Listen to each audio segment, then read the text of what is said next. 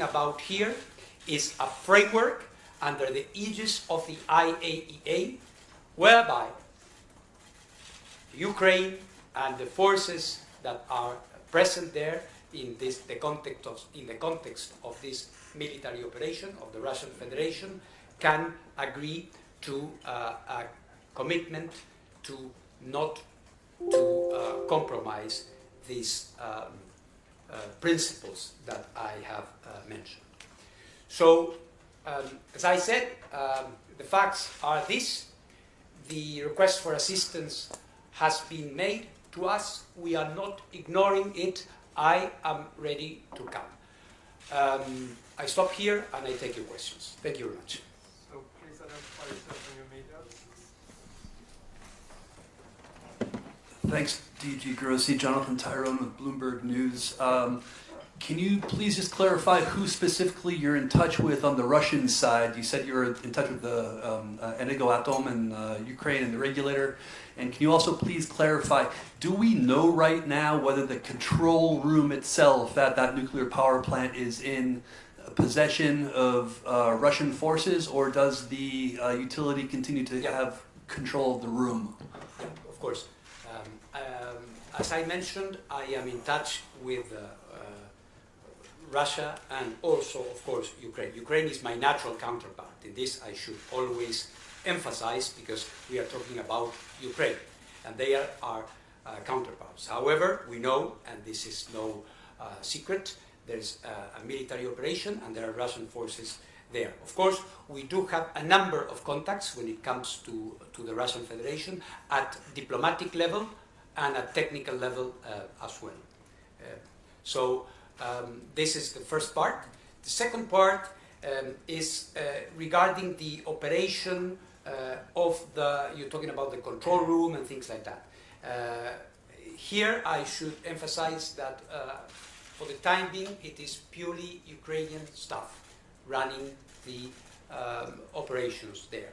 What we have in this case, as we speak this morning at 10:45, what we have is in Chernobyl and in Zaporozhye, we have effective control of the site in the hands of Russian military forces.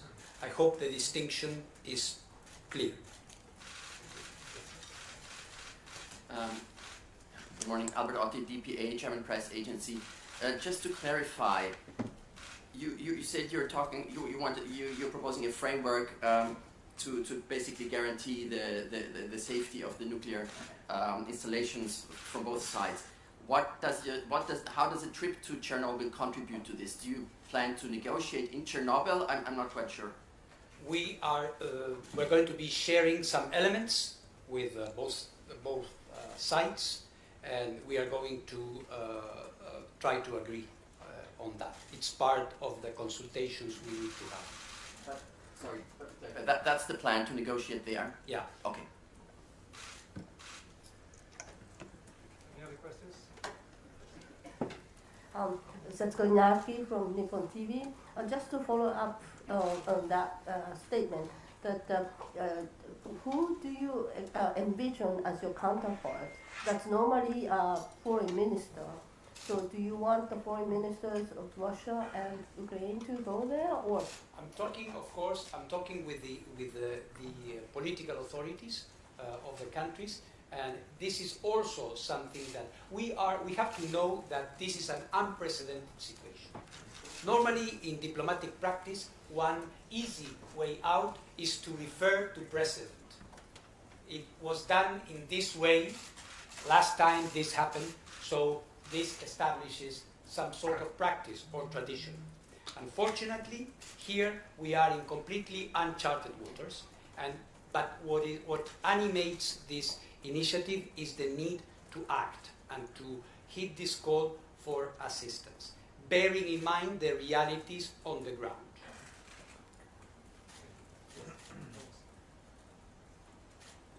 Thanks, Lawrence from the Wall Street Journal. A couple of questions. I'll keep it to a couple of questions.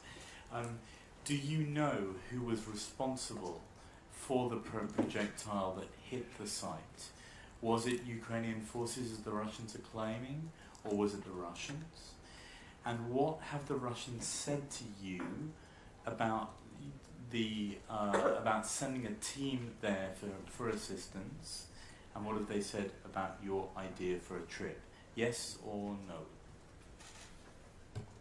Thank you very much. What we understand is that this projectile is a projectile that is coming from the Russian forces. And we do not have details about what kind of projectile this is. Could be many different things. This is what we understand being the situation. And what in terms of saying yes or no, both sides are considering it.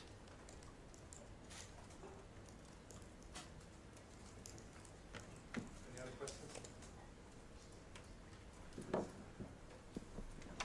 François Murphy from Reuters. Hi, DG. I'm Yes, over here. sorry, Hi. I'm always losing you. Yeah, no, of course. Two questions then. What happens now, just particularly at Zaporozhye? You say the Ukrainians are in control of the control room and of the operations, but they're surrounded by the Russian military. Yeah. So what do you expect to happen here? Is things supposed to stay frozen as they are, sort of a bit like a Chernobyl, or do you imagine something else? And what direction are things heading in? And then also, I just want to follow up on what Albert was saying. If you don't have agreement for a meeting, why are you specifically suggesting a meeting at Chernobyl? I mean, you could meet these people anywhere. So why is this so clear in your mind? Well, there are a number of technical characteristics that make it advisable to do it there, to have a better idea, and also to be more effective in diplomatic terms.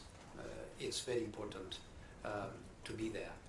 Of course, at the end of the day, there might be many different formats, if you want.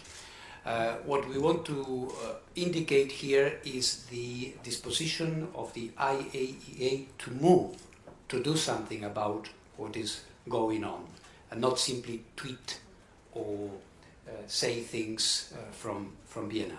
We are ready to move. And in terms of I think one thing is connected with the other. What we have is a situation which is very difficult to sustain. And what has happened tonight, or last night, is proof of that. I have been saying for a few days now, I'm extremely concerned. This is something which is very, very fragile, very unstable as a situation. And now we have seen that because of this impact of a projectile, we don't know how it happened. I think it would be impossible unless you had a forensic team there to determine the circumstances, and this is going to be impossible. You had the kind of situation we had overnight, which could have been dramatic. So I think that we should not wait for something like this to happen before trying to address it in a more efficient way, since we know what is at risk. Right. And sorry, just to follow up, since you were saying, you're describing the situation overnight, and you say that you're in regular contact with people at the plant. So what is happening right now? So obviously we had this projectile hit, and there was some fighting. But right now we have this normal abnormality, if I can put it like that.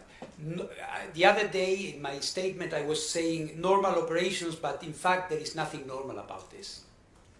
Yes, they are running the plants, and I paid homage the other day to their bravery, to their courage, to their resilience, because they are doing this in very difficult circumstances. Now we see this happening. For how long can this continue? So I think it is our duty as an international organization with an important mandate to do safety and security, to do it also when the going gets rough. Yes. DG, this is Jordi from Agencia EFE. Jordi? We're talking here about Chernobyl and this one big site. Do you have any information about the other nuclear plants? Is there any risk there? Have you get any information? Not at the moment. And it's good, thank you for putting up the slide. What you see here are the 6 reactors. 1, 2, 3, 4, 5, 6. We have this blue here in this unit, which is the one operating at 60%. Now, this is the one. And this is the building. For you to have an idea, this is more or less 1 kilometer. And this here is the training center which was impacted by this problem here, and where there was this fire. All right?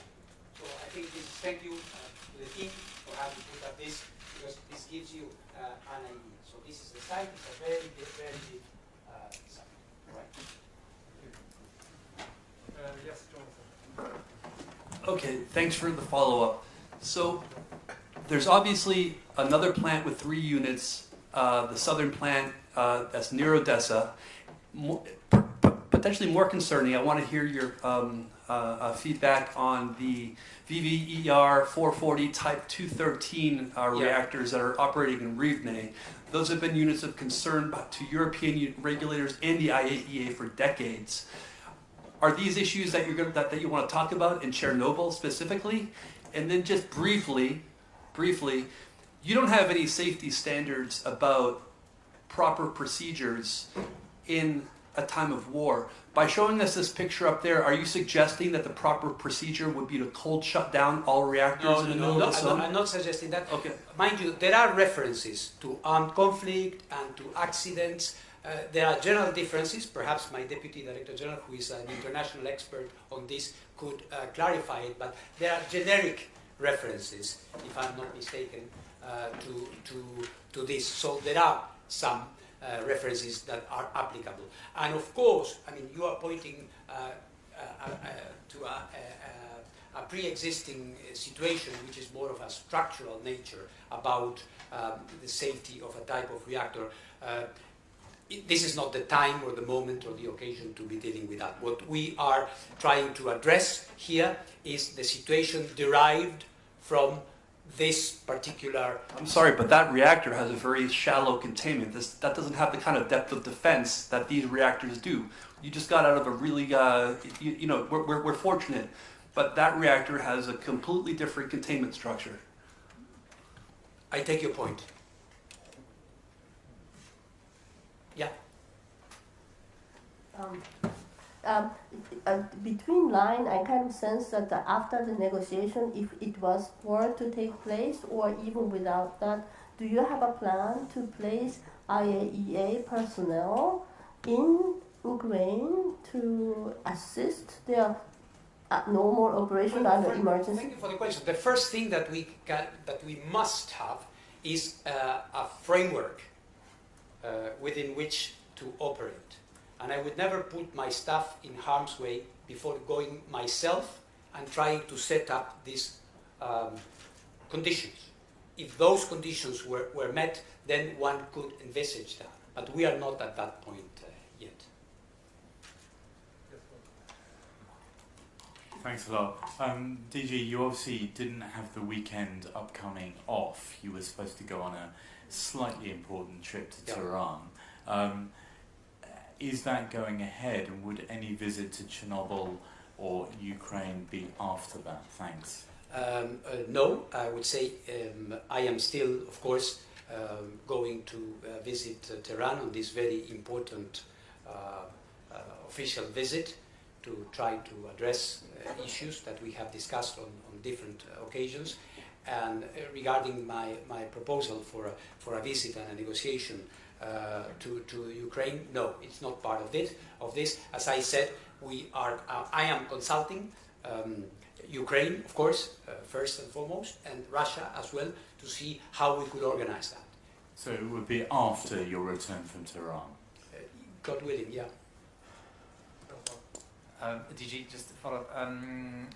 I take your willingness to go to Chernobyl as an indication that you're not worried about the safety situation there, just because there seem to have been glitches with the radiation monitoring system there. Can you tell us what the I'm not concerned about the radiation. I am, of course, concerned about the general situation. This is a zone where there are military operations ongoing. It is obvious. Sorry, yeah, my question wasn't the best. But specifically on the radiation levels at Chernobyl, is the monitoring working Yes, normally, it is. and everything seems normal? It is. Well, everything normal, I wouldn't say. There are glitches, but nothing that would constitute a major issue at the moment in terms of the radiation monitoring systems which are in operation. Okay, thank you very much. Any further questions? Yeah. Yes. David Albright from ISIS asks me to ask you if you can say anything about the safety of the spent fuel in this power plant. There is no issue with it. There's no problem. There hasn't been any reported situation with regards to the to this issue of the waste stored there. Well, I thank you very much. We will be keeping you informed of developments, and perhaps we will be seeing each other after my mission to Tehran. Thank you very much.